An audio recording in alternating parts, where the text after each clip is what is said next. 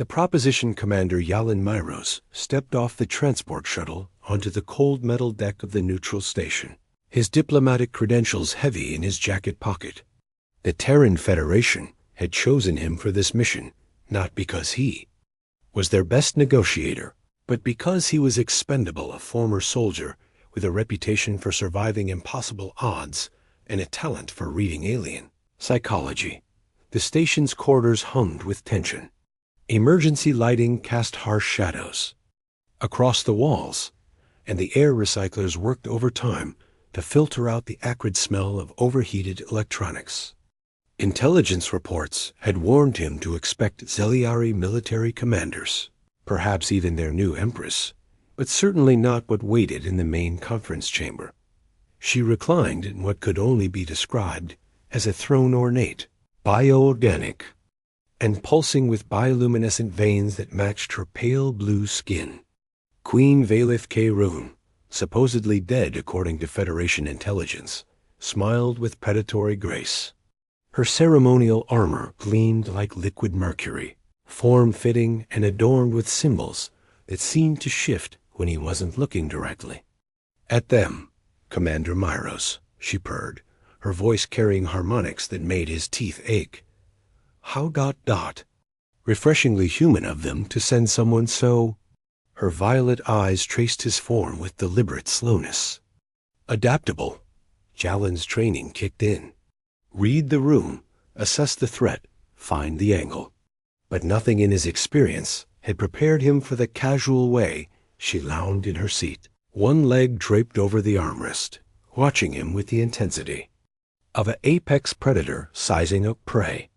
Your Majesty, he began, falling back on diplomatic protocol. The Federation received reports of your death. Greatly exaggerated, she interrupted, waving a hand dismissively. My sister Zeriana has always been ... traumatic. But we're not here to discuss family politics, are we, Commander? The way she said his rank made it sound like an endearment, or possibly an insult. Yalin straightened, keeping his expression neutral. I'm here to discuss the border conflicts between our territories and find a peaceful resolution. Velith's laugh was like breaking glass. Peace? Oh, my dear human, you misunderstand entirely. She stood, moving with fluid grace that reminded him uncomfortably of a hunting cat. I don't want peace. I want my throne back.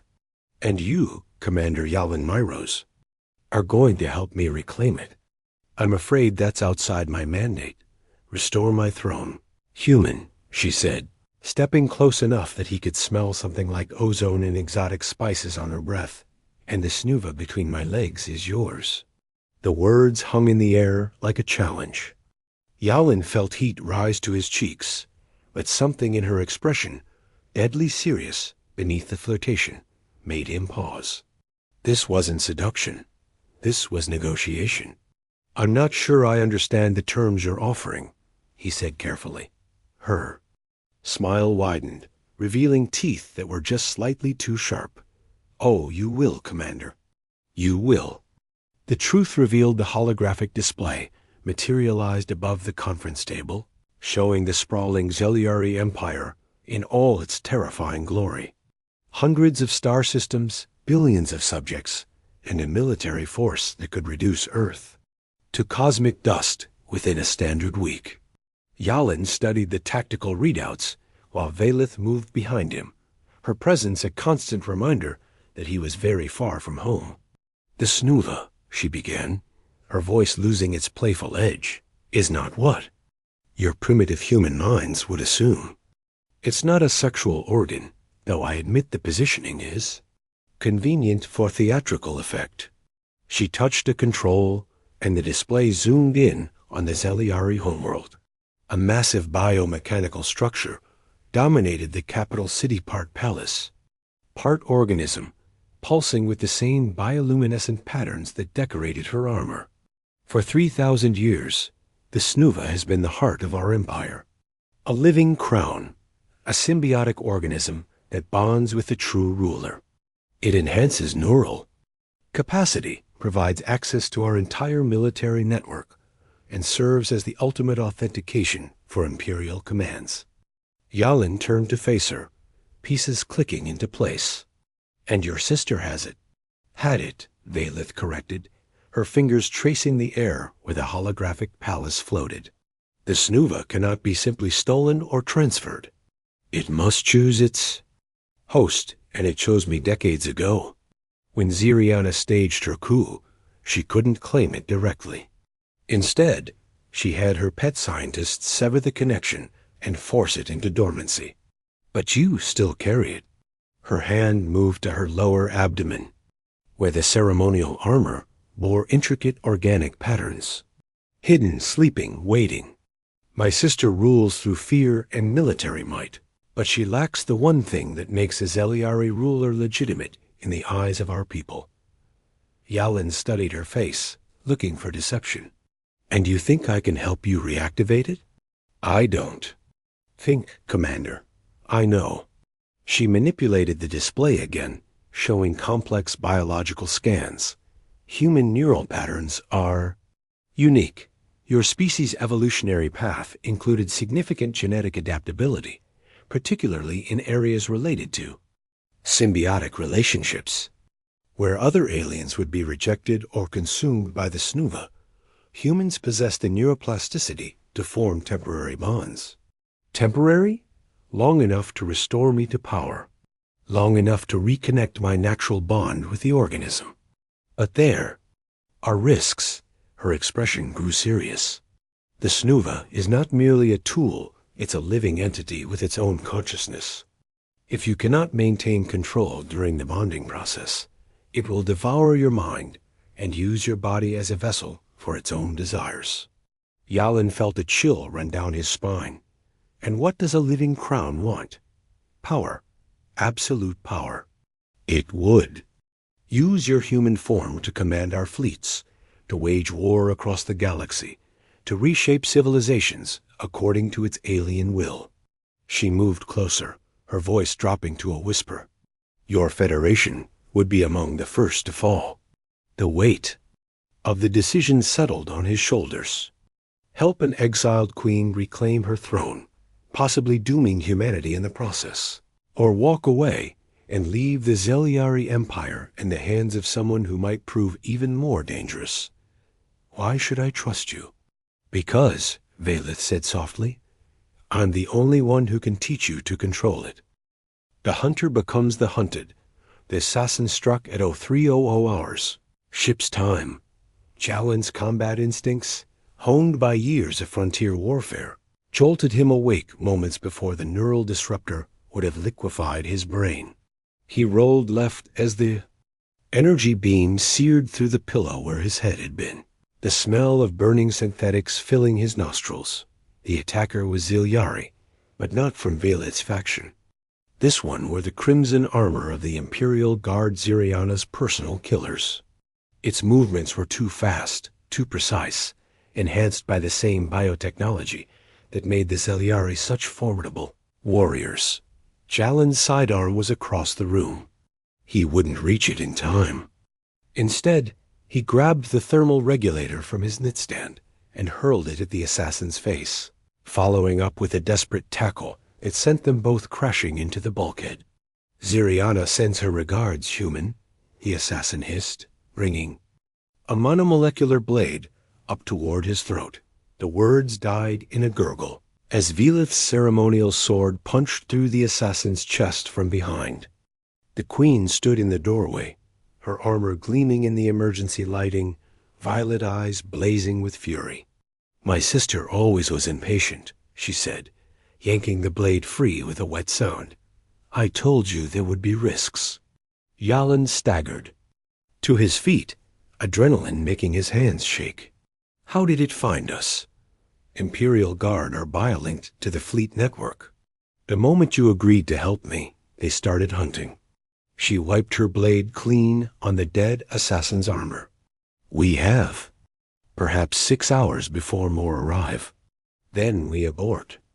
I'll take the next transport back to Federation space." "No." Her voice cut through his protest like a blade. "You don't understand. The snuva has been dormant for 3 years.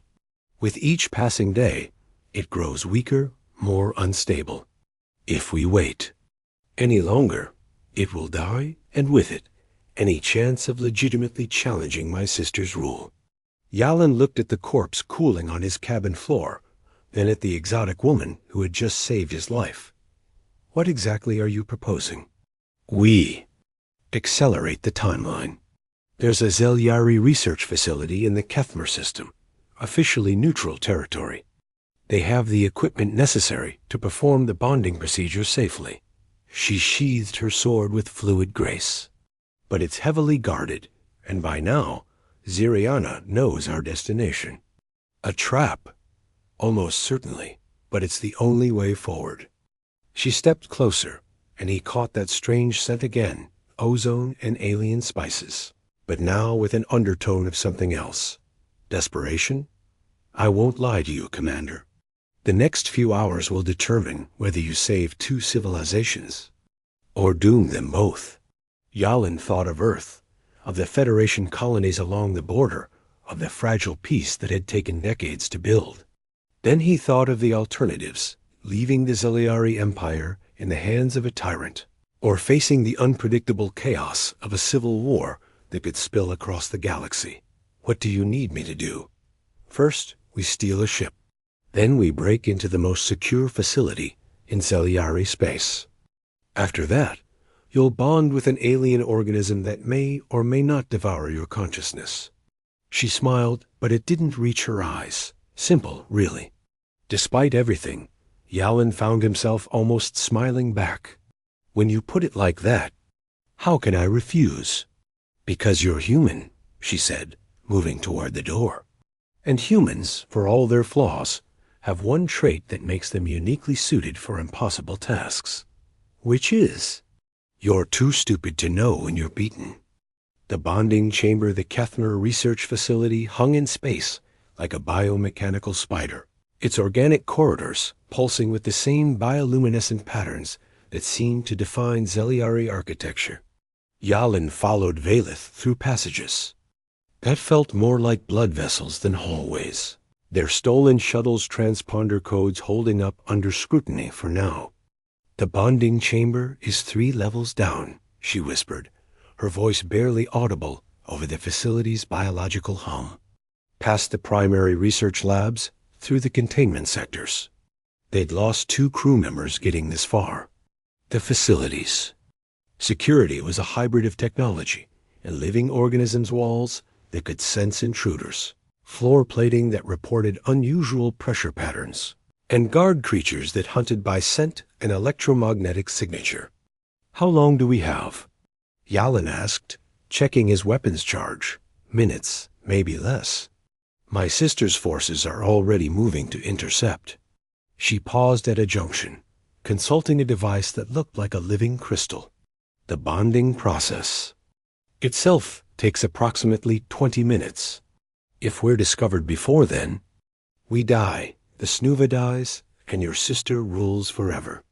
Efficiently summarized. She led him down a corridor that sloped gradually downward, the walls becoming more organic, more alive. There's something else you need to understand about the bonding process, Commander. Yalin didn't like her tone. What? The snuva will show you everything. Every memory, every thought, every secret that has passed through its consciousness over 3 millennia. You'll experience the rise and fall of emperors, the birth and death of star systems, the hopes and fears of an entire civilization. Sounds overwhelming. It is. Many candidates have gone insane from the sheer volume of information. Others have been so traumatized by witnessing the darker aspects of our history that they've retreated into catatonic states. She stopped at a massive door that seemed to be made of living metal. I'm required to inform you that the survival rate for non-Zelyari attempting the bonding is approximately 12%. You're just telling me this now? Would it have changed your decision? Yalin considered that. Earth's fate hung in the balance. The Federation's survival depended on preventing a Zelyari civil war that could destabilize the entire sector. No, Then it was irrelevant information. She pressed her palm against the door's surface, and it dilated like an iris. The chamber is beyond. Once we begin, there can be no interruption. The bonding chamber was a spherical room lined with what looked like neural interface nodes. At its center stood a biomechanical chair, surrounded by floating screens and organic tendrils that moved with serpentine grace. The air hummed with energy, and Yalin could feel his skin tingling from proximity to whatever forces were contained. Within, the snuva has been dormant for 3 years, Valith explained, moving to a control panel that seemed to grow from the floor. It will resist awakening, resist bonding with an alien consciousness. You must be prepared for pain, for confusion, for the sensation of your mind being invaded by something utterly foreign. And if I lose control, then you become a weapon of mass destruction. She turned to face him, her expression serious. The snuva, uncontrolled, would use your human form to command our fleets. It would see your species as a threat to be eliminated, your planets as resources to be consumed.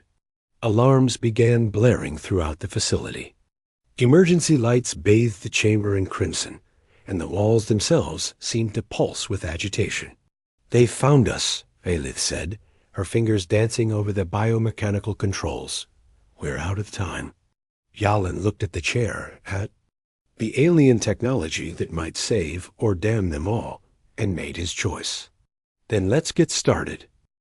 The crown of stars, the snuva's awakening felt like lightning in his veins. Jalin's consciousness exploded outward as the organism stirred within Velith's body and reached for his mind. 3,000 years of memories crashed over him in waves. Birth of the Empire, the conquest of 100 worlds, the rise and fall of dynasties. He experienced the death of sons through the eyes of ancient emperors, felt the weight of genocide and the joy of discovery, lived through moments of profound beauty and unspeakable horror. Through it all, he maintained his grip on his own identity. Human stubbornness, Valith had called it. The refusal to surrender, even when faced with the impossible. The bonding chamber's walls had become transparent, revealing the battle raging. Outside, Imperial Guard forces had breached the facility, their crimson armor stark against the bioluminescent corridors. Energy weapons discharged in brilliant flashes, and the facility's defensive organisms writhed in death throes. "The connection is stabilizing," Valith reported, her voice strained. The process was taking its toll on her, as well sweat beaded on her pale blue skin, and her hands trembled as she monitored the biomechanical displays. "Can you feel it?" Yalin could. The snuva was vast, ancient, and utterly alien. It pressed against his consciousness like an ocean against a dam, seeking to overwhelm him with its power. But slowly, gradually, he began to impose his will upon it. Human adaptability, the same trait that had carried his species from Earth to the stars, allowed him to find harmony with the creature. "Access the fleet network," Valith commanded. "Override Ziriana's command protocols." The facility shuddered as Imperial Guard forces breached the chamber's outer defenses. Through the snuva's expanded awareness, Yalin could sense their approach dozens of enhanced warriors converging on their position. But he could also sense something else, the Zeliari fleet hovering in the system's outer darkness, waiting for orders. "I can feel them," he whispered. "Every ship, every crew member. They single quotes confused. Ziriana's rule lacks legitimacy, and they know it. Then show them the truth." Yalin reached out through the snuva's connection, his consciousness touching the fleet's neural network. He felt the moment when thousands of Zeliari minds recognized the return of their true ruler, not through force or fear, but through the undeniable authority of the living crown. The chamber door exploded inward, and Imperial Guard soldiers poured through, their weapons powered up, energy crackling in the air as they prepared to end the threat to their empress. Stop. The word carried the weight of imperial authority, amplified by the Snuva's power.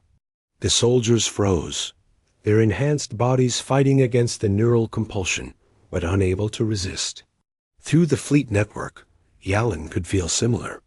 Scenes playing out across hundreds of ships as crews turned against Zeriana's loyalists. "You have a choice," Yalin said, his voice carrying harmonics that made the chamber's walls resonate. "Serve the true ruler, or face the consequences of your rebellion." One by one, the soldiers lowered their weapons. Some fell to their knees, overwhelmed by the psychic pressure. Others simply stood in stunned silence, their programmed loyalty warring with the undeniable presence of legitimate authority. "The fleet is ours," Valith breathed, her eyes wide with amazement. "Zeriana's forces are surrendering across the entire system." But Yalin could feel the Snuva's hunger growing stronger. It had tasted power again, and it wanted more. The organic crown whispered seductive promises. He could rule the empire himself, unite the galaxy under human leadership, bring order to the chaos of interstellar politics. "Time to go," he said through gritted teeth, fighting against the organisms. "Influence. I can't hold it much longer. Just a little more now, Valith." She activated the separation protocols, and Snuva's consciousness retreated from his mind like a tide pulling away from shore. The sudden absence left him gasping, his human awareness feeling small and limited after the vast connection he'd experienced. The organism settled back into its dormant state within Velith's body, but now it was truly bonded with her again. The rightful empress of the Zeliari stood straighter, her eyes blazing with renewed authority. "Thank you," she said, simply. Through the facility's transparent walls, Yalin could see the Imperial Guard ships changing course, their allegiance shifting to the restored queen. The civil war was over before it had truly begun. "Will you stay?" Valith asked. The Empire could use a human advisor. Yalin shook his head, still recovering from the bonding experience. "I have my own people to protect. But if you ever need an ally... I know where to find you." She smiled, and for the first time it reached her eyes. The galaxy is about to become a much more interesting place. As they prepared to leave the facility, Yalin reflected on the strange chain of events that had brought him here. A queen's desperate gambit, a flirtation that masked deadly serious stakes, and humanity's first real partnership with an alien empire. The Snuva had shown him the future a galaxy where humans and Zeliari worked together, with the federations. Borders expanded, not through conquest, but through cooperation. It wouldn't be easy, but then again, the best things never were. "Commander," Valith said as they walked toward their shuttle, "your species has a saying about playing with fire." "Usually involves getting burned," Yalin replied. "Indeed. But sometimes," she glanced at him with that predatory smile, "fire is exactly what the galaxy needs."